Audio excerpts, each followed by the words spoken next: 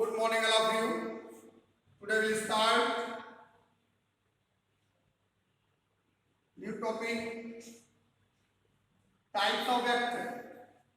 पिछले वीडियो में हम लोगों ने वेक्टर्स के बारे में देखा कि वेक्टर की टाइप्स और उसको क्वांटिटीज के बारे में, स्केलर क्वांटिटीज और वेक्टर क्वांटिटी। उसमें हम लोगों ने ये देखा कि कैसे रिप्रेजेंटेशन उसका किया जाता है, हेड से किया जाता है। Head represent the direction and tail, head to tail length is magnitude. Types of vector में आज हम लोग देखेंगे टाइप्स ऑफ वेक्टर। वेक्टर के कितने टाइप्स होते हैं, पिछले वीडियो में भी कुछ चर्चाएं की गई। पहला है इक्वल वेक्टर। इक्वल वेक्टर ऐसा वेक्टर जो डायरेक्शन और मैग्नीट्यूड दोनों में सेम है, उस वेक्टर को क्या कहेंगे? Equal vector. इस तरह से कोई वेक्टर है या इस तरह से वेक्टर है तो लेंथ भी सेम हो, vector A, vector B, vector C, vector D का इक्वल वेक्टर। डायरेक्शन भी उसी डायरेक्शन में चले और क्या हो, मैग्नीट्यूड भी same. Second, unequal vector. Unequal vector, इसमें डायरेक्शन क्या हो, इक्वल हो सकता है लेंथ इक्वल हो, उसको क्या कहेंगे? अनइक्वल। डायरेक्शन भले सेम है लेकिन लेंथ सेम नहीं है, तो ये हो गया अनइक्वल वेक्टर। हो सकता है लेंथ सेम हो लेकिन डायरेक्शन सेम ना हो। अनइक्वल वेक्टर ऐसा वेक्टर जो डायरेक्शन में क्या हो, अगेंस्ट चले, मैग्नीट्यूड या डायरेक्शन से कोई डिफर कर जाए तो उसको कहा जाएगा अनइक्वल वेक्टर। इक्वल वेक्टर के लिए लेंथ मतलब direction and magnitude both are same. Unequal ठीक उल्टा है। अनइक्वल का मतलब इसमें डायरेक्शन भी है, मैग्नीट्यूड भी है, बट डायरेक्शन डिफर हो सकता है मैग्नीट्यूड डिफर, तो अनइक्वल हो गया। अनइक्वल के बाद एंटी पैरेलल। एंटी पैरेलल,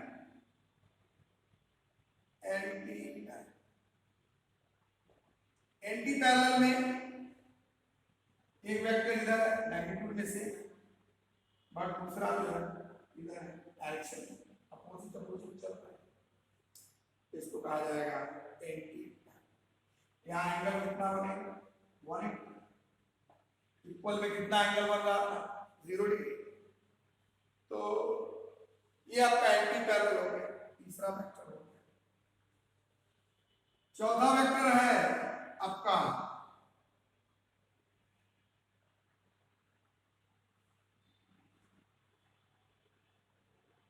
एक तो एंटी पैरेलल हो गया, अपोजिट वेक्टर जिसको। अब चौथा में आप कोलिनियर लेकर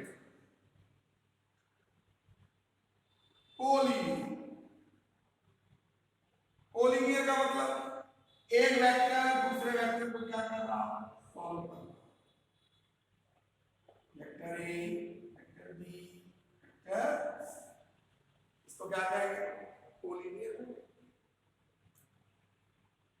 एक ही के डायरेक्शन को फॉलो कर रहा है वेक्टर ए, सी के डायरेक्शन को बी फॉलो कर रहा है, बी को डायरेक्शन को सी फॉलो कर रहा है, then C vector, B vector and A vector are the collinear. पांचवा है कोप्लेनर। कोप्लेनर में क्या आता है? कोप्लेनर वेक्टर ऐसा वेक्टर होता है इसमें किसी भी प्लेन में वेक्टर, 2 वेक्टर, 3 वेक्टर क्या हो, फॉल कर। एक वेक्टर को नहीं कहेंगे, कम से कम दो वेक्टर एक ही प्लेन में, एक प्लेन में क्या करना, फॉल इन करना, उनको कहेंगे कोप्लेनर। जैसे वेक्टर ए और इस पर एक वेक्टर लगा हुआ है, तो दोनों वेक्टर जो है दो प्लेन एक ही प्लेन में पड़े हुए हैं। तीन वेक्टर अगर हो जाए तो हो सकता है ये कोप्लेनर हो भी और नहीं भी।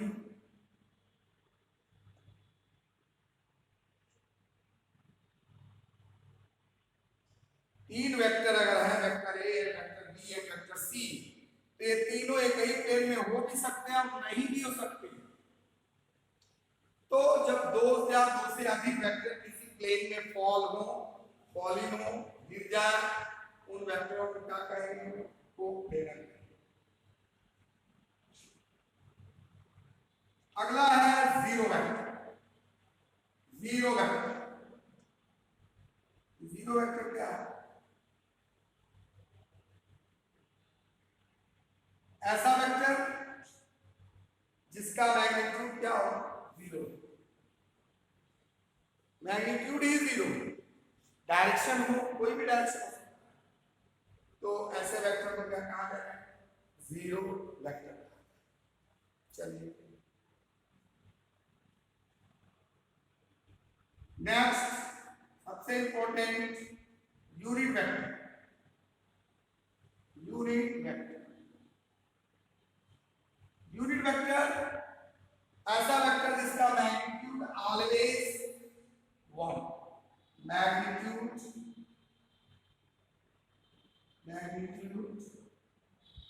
is one.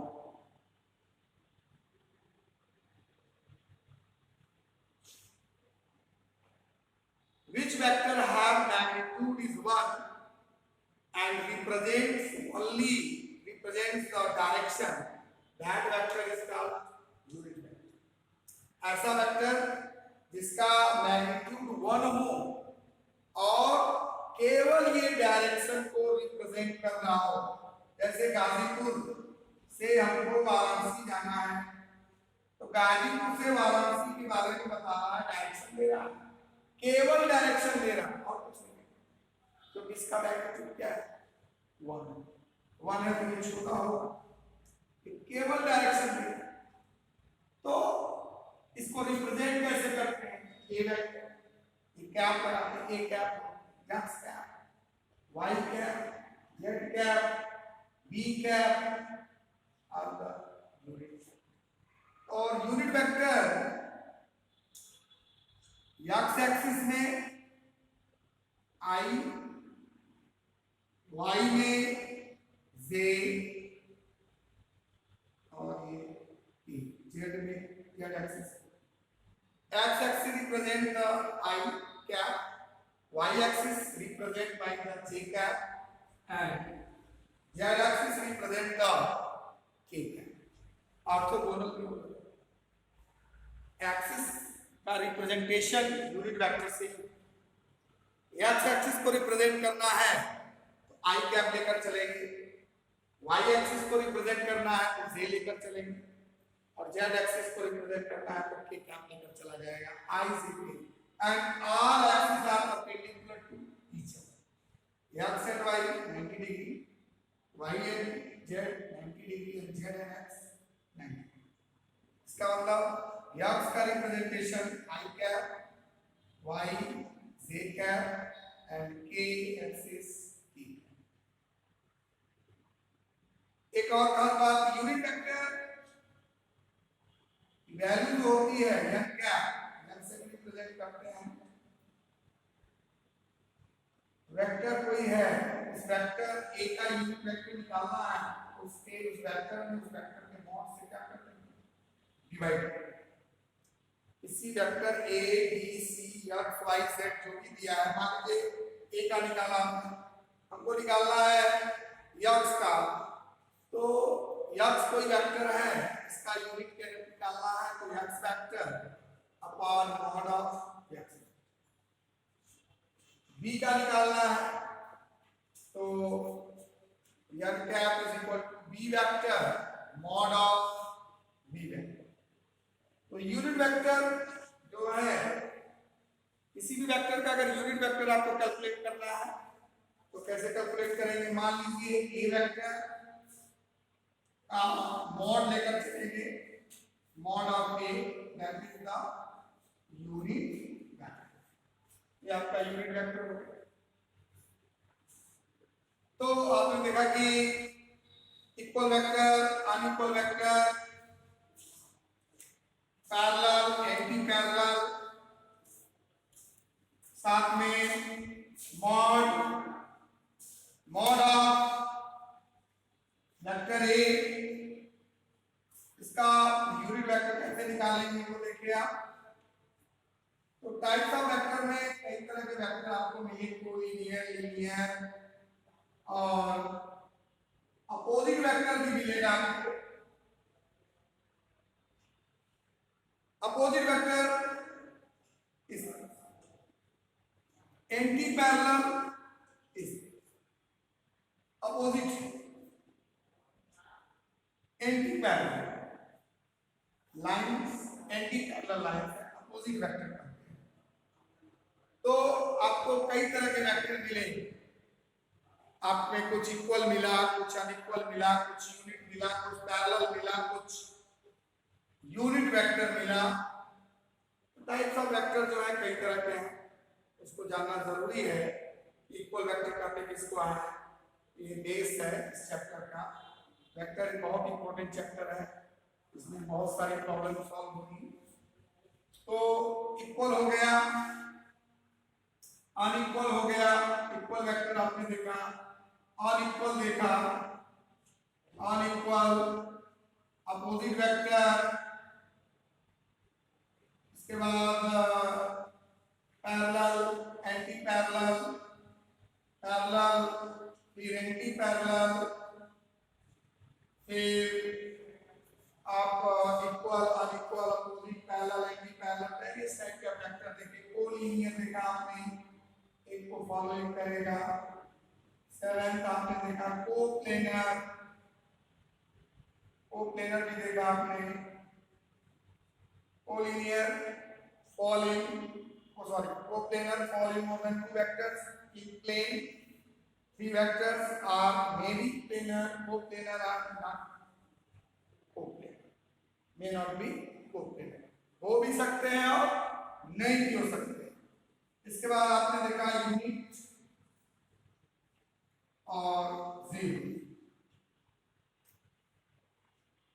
First one is the unequal, second one is the equal, equal first equal, second unequal, third opposite, fourth parallel, anti-parallel, collinear, coplanar, unit and zero। इसमें अपोजिट वेक्टर में क्या है कि डायरेक्शन अलग है, उनको अपोजिट। पैरेलल है anti parallel, anti parallel में अभी चर्चा किए थे वीडियो में, वहां पर एंटी पैरेलल को ऐसे निकाला जाता है। अपोजिट वेक्टर है, अपोजिट वेक्टर एंटी पैरेलल है। ये लाइन हो गई parallel, parallel vector. Parallel vector direction में सेम होगा, पैरेलल, एंटी पैरेलल, और जो है आपका इक्वल जो है वो मैग्नीट्यूड डायरेक्शन दोनों में से। तो इक्वल, अनइक्वल, अपोजिट, ये जो जानना है आपको करते किसको है ये जान गए। अब इसमें वेक्टर एडिशन आता है अगला टॉपिक, या एंगल बिटवीन वेक्टर, कैसे एंगल फाइंड करते हैं वेक्टर का। देखिए वेक्टर की दो वेक्टर के बीच में एंगल बिटवीन वेक्टर, या find angle, find angle between, find angle between two vector. दो वेक्टर के बीच का एंगल आप कैसे फाइंड करेंगे। हमेशा वेक्टर के टेल से टेल को मिलाइएगा, टेल से टेल। जब भी आपको एंगल फाइंड करना हो तो दो वेक्टर का टेल से टेल मिलना चाहिए। जैसे मान लीजिए एक वेक्टर ये दिया हुआ है और एक वेक्टर ये दिया हुआ है, इसके लिए कितना हो, सेकेंड वेक्टर ये दिया है और वेक्टर ये दिया है, एंगल दिया है 60 डिग्री। ये तो 90 डिग्री हो जाएगा, टेल टेल मिल गया, that angle is the 90 degree.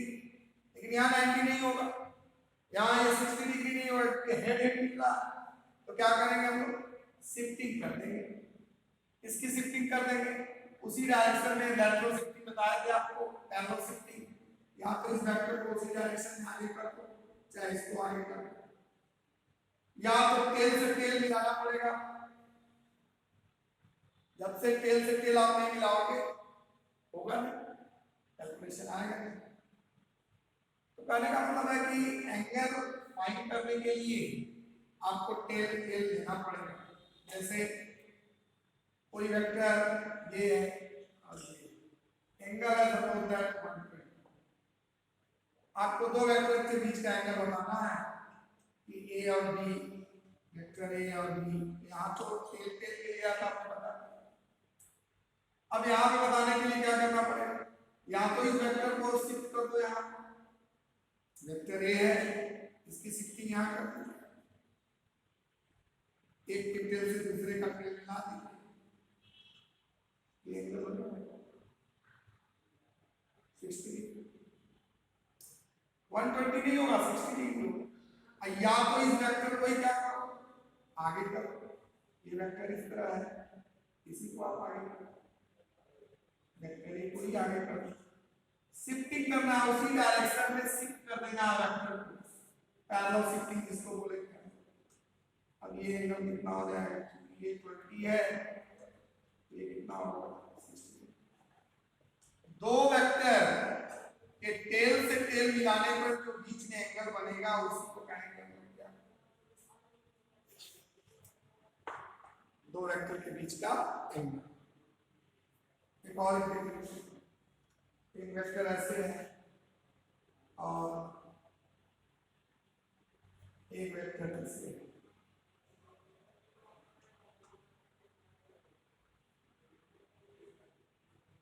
मान लीजिए 150 दिया हुआ, क्या करें, इस वेक्टर को शिफ्ट कर दीजिए, यहां से उठाइए, इसको शिफ्ट कर दीजिए। जब तक शिफ्टिंग नहीं करेंगे, जब तक कि टेल से टेल को मिलाएंगे नहीं, तब तक एंगल मिलना नहीं करेंगे। तो एंगल जब भी देखना है तो टेल से टेल को ही देखना है। चलिए, तो ये एंगल बिटवीन टू वेक्टर्स के बारे में है। इसके बाद एडिशन आता है, वेक्टर एडिशन। वेक्टर एडिशन में मेनली 3 मेथड है। पहला मेथड जो बेसिक मेथड है, head tail method, head tail method, head tail method. Second one is triangle method, triangle method. और थर्ड इज पैरेललोग्राम,